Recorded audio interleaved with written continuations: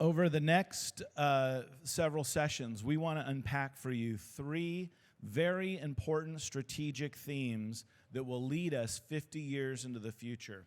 And the first one to speak to us tonight is Dr. Sharif Emil. Dr. Sharif is a world-renowned pediatric surgeon. He's a recipient of the Queen Elizabeth II Diamond Jubilee Award for his contribution and service to the children of the world and to pediatric medicine and academia. Would you please welcome Dr. Sharif Emil.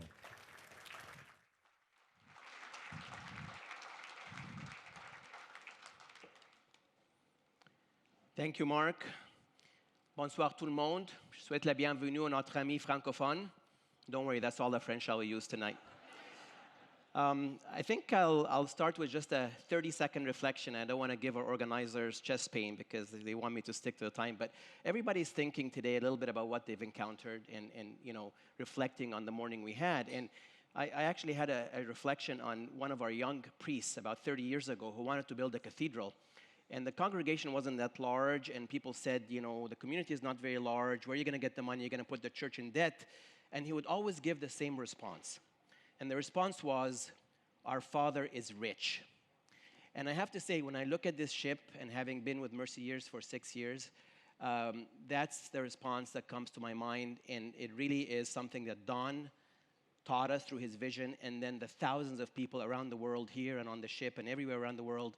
I think we've all learned that our Father is rich. And that is really just an amazing blessing. So I will be speaking to you today about heart. What is heart? Heart is a pillar of mercy ships. It's a pillar of following the 2,000-year-old model of Jesus to bring hope and healing to the world's forgotten poor. Without heart, there really cannot be hope or healing. But what is it? What does it look like? How does it beat?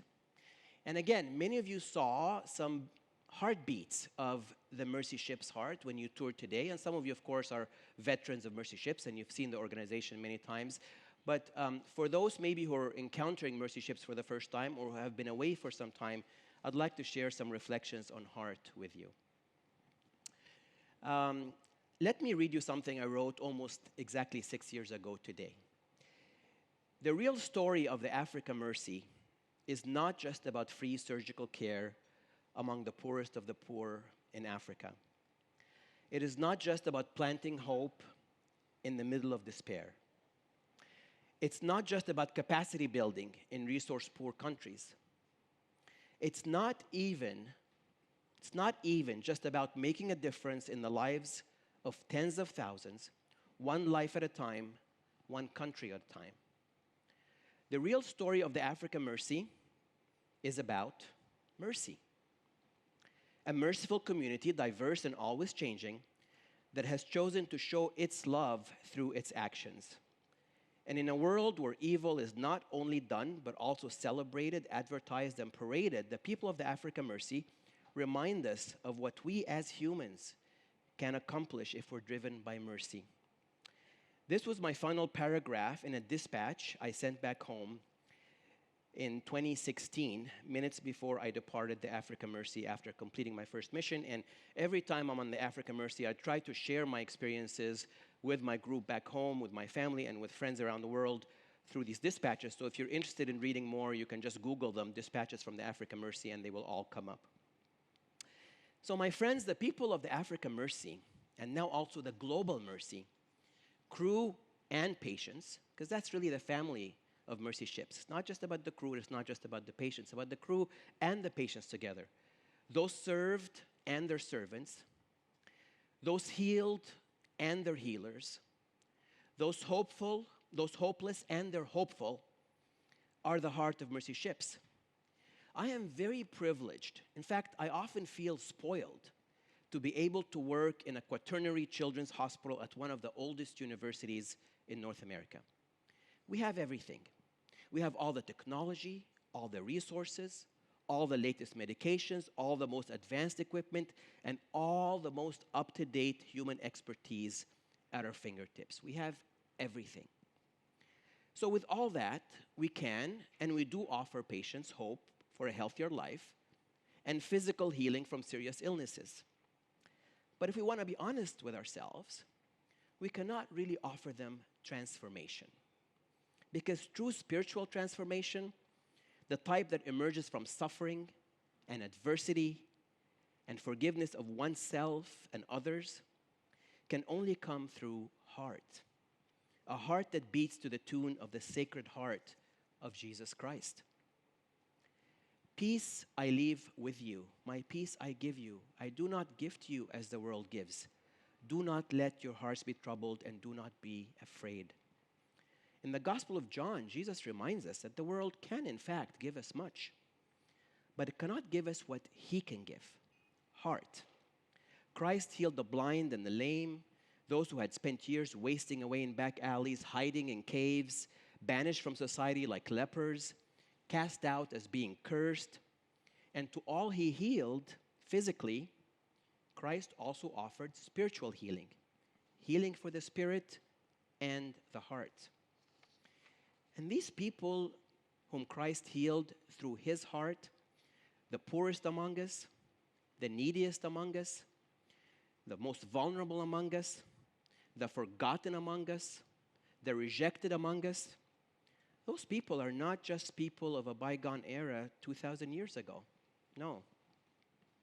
These same people are with us today. And they're being ministered to by the people of Mercy Ships as their predecessors 2,000 years ago were ministered to by Jesus Christ and His disciples through heart. The heart of Mercy Ships, a heart that unconditionally loves, unconditionally hopes, and unconditionally heals. Here you see a picture of two women in the dress ceremony. I know some of you may have attended those ceremonies before. It's really a celebration of women cured of a condition called vesicovaginal fistula, or VVF. Some of you may have seen the documentary, A Walk to Beautiful, about the work of Dr. Catherine Hamlin in Ethiopia, who created the first VVF hospital. If you haven't, I would strongly urge you to look at that documentary, A Walk to Beautiful. The condition arises after obstructed labor, where no resources for cesarean section are available. So the severe pressure from the baby on the vaginal wall cuts off the blood supply and allows a fistula, an abnormal channel, to develop between the vagina and the bladder. These women are not just incontinent, they are much, much worse. They leak urine continuously all day long. They develop a characteristic stench that leads to their rejection by their husbands and their communities. They're ostracized and isolated, and often that means that their children are ostracized and isolated. It's a life sentence of misery, shame, and loneliness. The dress ceremony is an iconic trademark of the ship. Women who have been cured of their fistulas through operations by the ship's gynecologists are given the gift of a new African dress, shoes, and makeup. They're each made to feel like they are the most important person that day. There is singing, dancing, rejoicing, happiness everywhere. For many of these women, it's their first chance to smile and laugh in years. They come to the ship with pain and shame and leave with hope and joy. The dress ceremony is not about just cure or healing. It's about transformation. It's about heart. Now, let me tell you about a couple of patients that I am personally familiar with because I took care of them. Let me tell you about Fatuma. Fatuma was a little girl I met in Guinea, 4 years old at the time, beautiful. Her shining face adorned by the carefully crafted braids dangling down her neck, vibrant, full of energy, almost indifferent to the large mass that extended from her neck down to her chest. There were some scars in the area, and they told me that a surgeon had been there before. But what the surgeon did or found or was not known. Her mother wasn't told, and there was no medical record. So I didn't know what was done before. We proceeded with a CT scan on the ship. And you don't have to be a doctor or radiologist to look at this picture of the CT and know that there's something really terrible in this child's body. A huge mass on her right side, going down her neck, compressing her chest, and squeezing her lung. I was surprised when I saw the scan, but I shouldn't have been. The mass was even larger than I anticipated and had caused a severe depression, as you see, and underdevelopment of the lung. But I should not have been surprised because for the last 20 years, I have always seen pathology in Africa that I simply had never seen in the US or Canada and often cannot explain. Dr. Mark Schreim, in his video today on the tour, spoke of that.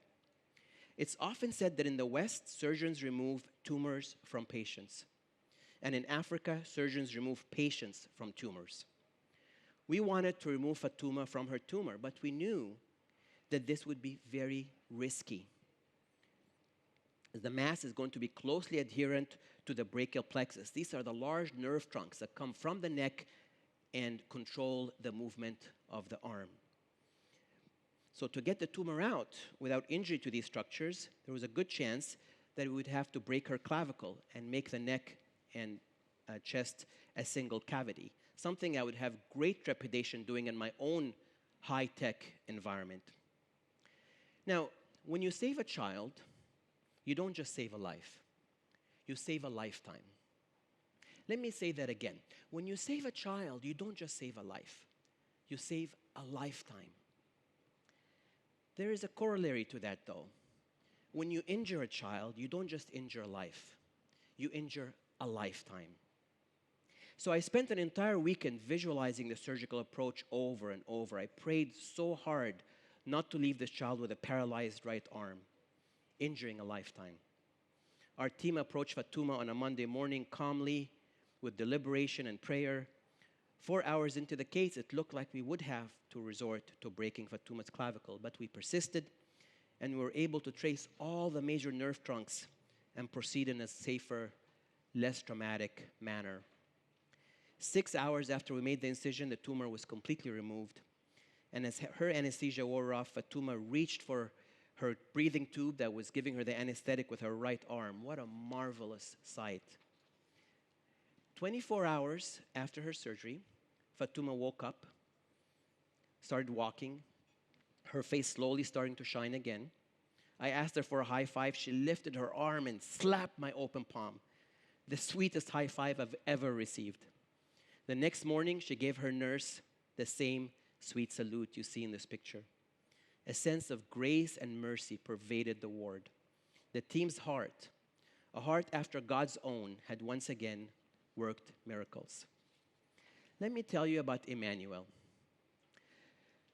As a pediatric surgeon, I often tell my residents, there's only one thing more difficult than surrendering yourself to a surgeon, and that is surrendering your child to a surgeon.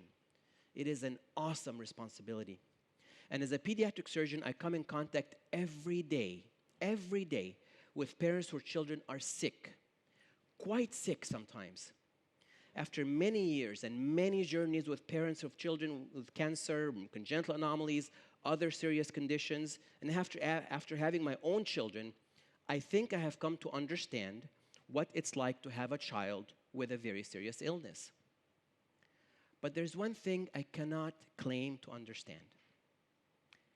I cannot understand what it's like to see your child suffering day in and day out from a serious condition and feel helpless, unable to provide them any care or hope of cure. I cannot begin to understand what that pain is like. I really can't. Emmanuel was such a patient, very handsome little boy born with a massive sacrococcygeal tumor, the tumor you see on his back there. When I speak about sacrococcygeal teratoma, my topic is called Fighting Monsters. The name is really well earned. Teratoma is Greek for monster. And when you see these tumors, you understand why. These are benign tumors. They're not malignant most of the time, but they do become malignant and take the child's life if they're not removed in due time. And the child looks like they were born with a monster, a creature, at least as large as their head, sometimes 2 or 3 times larger than their head on their back. Now, Emmanuel's parents knew that some of their neighbors would think they have been cursed, so they named him Emmanuel, God with us. They were still grateful for the gift God had given them. Emmanuel entered one of the Africa Mercy operating rooms, supported by the hope of his family, the skills of Mercy Ship's crew, and most importantly, the prayers of an entire ship. After 8 hours, we successfully and safely removed Emmanuel from his tumor, which was approximately 1/3 of his total weight. But that is where the work begins. Care for these wounds after surgery can be extremely challenging because of the location of the wound. In the best of circumstances, the nursing care is intense. And that is, again, where heart continues to make a difference. The nurses, every hour of every day, cared for him with heart. A heart that melted the despair and anguish of his family and replaced it with smiles and warmth. Here on this next picture, you see Emmanuel's journey, American ambassador to Cameroon and his wife visiting him during the recovery with his family, with my resident and I, and then on the day of his discharge with patients and crew alike celebrating his discharge from the hospital, and then follow up to a year later with him being cured of his tumor. I take my family to the Africa Mercy. I've done that twice because I really just want them to learn firsthand that the world can only be changed through one act of kindness at a time. We cannot immediately change an entire continent, but we can attend to one patient, one precious life at a time. That's where it starts, and that's where it ends for most physicians and surgeons, no matter where we practice. That's what brought many of us to Mercy Ships, and that is what brings us back and back again. That is the heart of the mission. I personally start every day on the ship with the serenity prayer. God, grant me the serenity to accept the things I cannot change, courage to change the things I can, and the wisdom to know the difference. And I was thinking about our gathering here today and what we're coming to think and talk and decide about, and I thought that this is so relevant to what we're doing this weekend. So will you just join me in saying this prayer?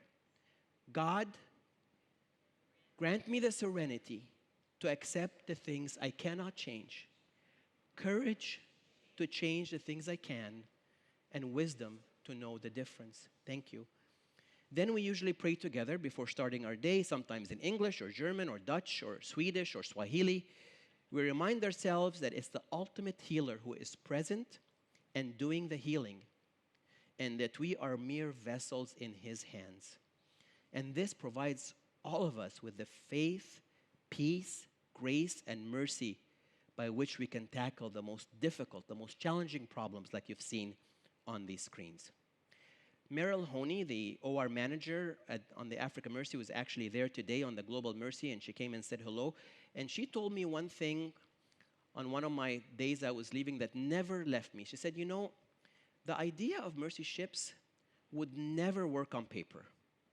The idea of Mercy Ships would never work on paper. It only works in real life. Think about that. So through prayer, we can do things in real life that would never work on paper. Through prayer, we can tackle problems like Emmanuel's and Fatuma's. So my friends, you've heard about the God complex that surgeons have. I have one of my own.